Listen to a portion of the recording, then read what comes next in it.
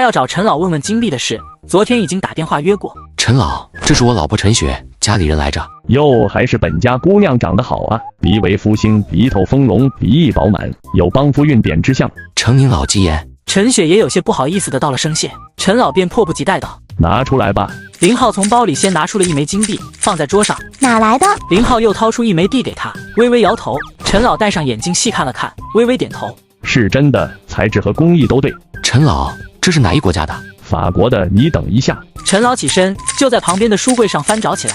片刻拿出一本书，翻阅片刻，指着其中一个图案：“看看，一模一样啊。”有点区别，那就是你手上的尺寸偏大，而书上的尺寸偏小。仿制的。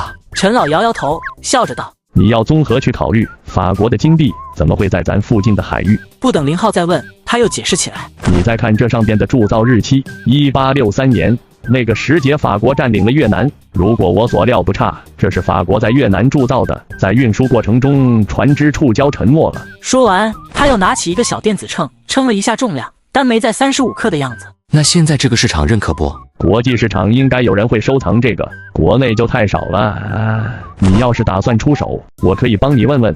那就麻烦陈老了。陈老摆摆手，拿起一枚细看，片刻压低声道：“如果很多的话，那就容了吧，少部分流通还行。多的话，一方面短时间出不了，其二会引起他人的注意。”陈老把手中的金币递给他，他笑着没接。一枚不值什么，您老留着玩吧。陈老笑了笑，并没有推辞。林浩叹了口气，妈的，到底要不要去寻宝呢？这要是真找到一堆的话，还是个烫手山芋。夏氏船厂目前是全省最大的船厂，来之前县船厂的老罗打了个招呼，所以他们刚到大门口，便有人来接他们。你们要订一艘75米的船。说话的人姓骆，是船厂的销售部门负责人。说实话，我们船厂也没建造过此类大型船舶的经验，一般这类船只的订单都是交到了日子或棒子的船厂。骆总，您就说我们有没有这个技术？我们需要多请几个技术专家，到时共同来研究完成。好。林浩暂时没有这么多钱，双方自然不可能坐下就谈，所以都是表达了双方的意向性。船厂总经理也来了，表达了对于造这种大船的决心和希望。谈妥后，三人就离开了夏氏。回到家之后，没见着大哥和老爹，只有嫂子在家。嫂子，我大哥呢？在后山，咱爹也在那边。林浩正想去后山，就见大哥跟老爹两人结伴回来了。那个潜水的我买了，放在镇上东哥家里，你看到没？没，买了就行，咱明天。林平算了一下时间，我们明天晚上走吧，刚好后天一早到那块位置，能在那待个1天半的样子。行，大哥多带点绳子，有铁链更好。林浩和大哥商量，还是打算把老猫跟阿和给叫上一起。阿浩，咱直奔那里大概要10个小时，夜里3点多左右吧。魔哥，你就不问这次是去干嘛？正想问来着，这一趟又不下网，烧油可要不少。寻宝，我发现那地方有宝藏，当然也有可能啥都没有，但不管找不找得到，魔哥咱都不能。放心吧，啥该说啥不该说，我心里清楚。最好我们回来能拖一网，一是贴补邮费，二是掩人耳目。甲板上听到寻宝，阿和的表现与老猫截然不同，老猫心中是不看好的，阿和则激动的嗷嗷直叫。林平买的潜水设备是需要下水人自己背气瓶的，研究了一番，几人又相继的穿上试了试，感觉也就那样。咱都不专业，到试下潜的深度不能超过15米。我听他们捞海的人说，能潜到30米、15米，是不是？毛哥，这是听我的，咱这一趟说白了就是碰运气，有的话咱得了一笔意外之财，没的话咱也不是不能过日子，没必要冒险。老猫的话说到一半，就被林浩给打断了。夜里1点钟，林平在开船，林浩看了眼系统幸运值，天啊，居然有99点的幸运值。大哥，快到了吧？还有1个多小时，夜间作业部。夜里就算了，虽然有潜水灯，但危险会增加，咱还是天亮再找吧。不管找不找得到，咱就1天时间，天黑后就回家。又开了1个多小时，林平开始放慢船速，看着远处小岛的轮廓已经显现出来。片刻主发动机完全停了，利用惯性往小岛的方向又靠近了少许，这才抛锚。还可以靠近点。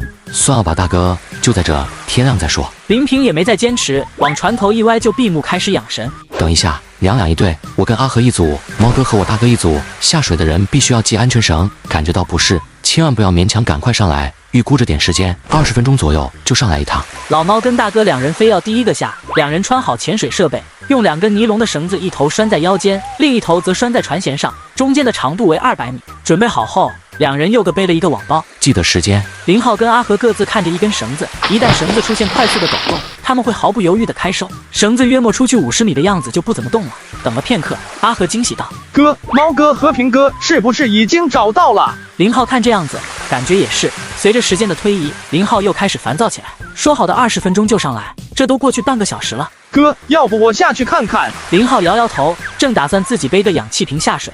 下一刻，两人相继地浮出了海面。猫哥、平哥，底下有啥？阿浩，你猜我们在底下发现了什么？林平一边兴奋地嚷着，一边拉着绳往船的方向靠过来，先后将两人拉上船。这才发现两人身上的安全绳已经解了，拴在了网包上，而网包还沉在水里呢。有什么？老猫嘿嘿一笑，自己看，好东西。林浩跟阿和也不再啰嗦，往回收绳子。当将网包收上来时，林浩看着里面装的东西哭笑不得，阿和则是惊喜不已。卧槽，这海参真大，还有这鲍鱼，哥，比我们之前在防波堤上抠的可大多了。平哥，底下多吗？林平听得阿和问，点头如啄米一般。多，密密麻麻都是。乖乖，这小岛底下暗礁的资源太好了，估计也没人过来讨过海。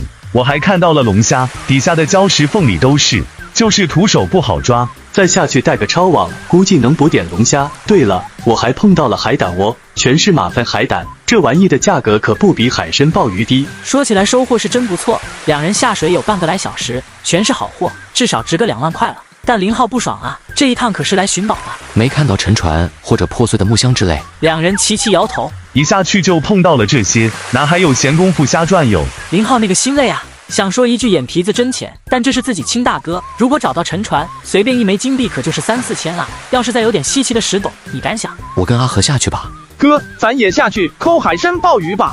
别啰嗦，给我找木箱子和沉船，感觉不舒服就早点上来。